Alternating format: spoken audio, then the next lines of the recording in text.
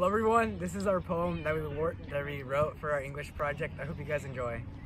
An ancient story of two lovers whose love lasted to the end, that would now spend an eternity together rather than being alive or not. They thought they got a chance of loving one another, but it was a long shot, for many people thought, all due to Romeo's train of thought. Now let's start from where it took part. A brawl between the two houses, then divided by a prince, to which he convinced them to stop, since he's the ruler. The Montagu knew they had to follow through, and so did the Capulets. Although Romeo was in woe for a hoe, she was carefree and didn't want to be part of the family tree, and rejected his vitamin D. His heart had to fall apart, and now it needed a fresh start. He did not take part at the Capulet party, for his heart saw a work of art, but he was not smart, for she was underage. For she teaches the torches to burn to the point of no return.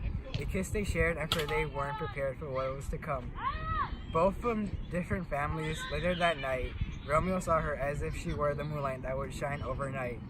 She would reunite black and white at the speed of light at second sight, for she was his dynamite that would ignite at eyesight. They had a formal talk to one another that ended with a see you later, for they would marry one another and say I do.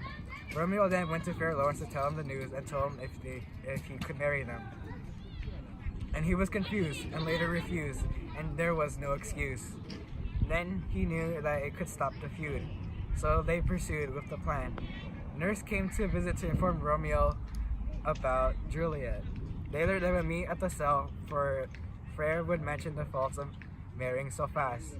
At long last they would ask to marry one another. Benvolio and Mercutio were met by Capulet, who goes by the name Tybalt, and asking for Romeo, which later led to Mercutio being tucked in bed, for he was dead. Then Romeo tried to avenge his death out of revenge. Read that he is now guaranteed the exile, but for Juliet thought he was dead due to the nurse's news. But it was her cousin that passed, but it doesn't matter to her. But for Romeo was at the cell and cries as his lies lie disguised, and out of surprise he saw butterflies. While he was on the floor hallucinating, the nurse came in and claimed that he should be ashamed, for they had a plan created by a wise man. Juliet's family now declared Paris to be paired with her, and she should be prepared for the ceremony. But she rejects that decision since she would never vision such a thing. She now can't trust no one and has to come to a freer cell where Paris is as well, but little did they know they would tell their last farewell. A potion that would fake her death, and she would wake up in time for Romeo to take her to a better place. The next morning there was no warning for what was to come. She was lifeless. Balthazar then tells Romeo of her death and was full of rage and frustration. He soon meets with the old man that meet Romeo demand for a potion, and rushes to her tomb where he meets Paris and he will meet his doom. Romeo now has a 2 KD sooner to be a 3 KD. He lay there by her side and cried as he applied the poison. Then she was woken by her heartbroken as she held Romeo in her arms. A knife took the life of Romeo's wife. The two lovers that love lasted to the end and concluded the feud. A statue will be built in their honor of two star-crossed lovers. The end.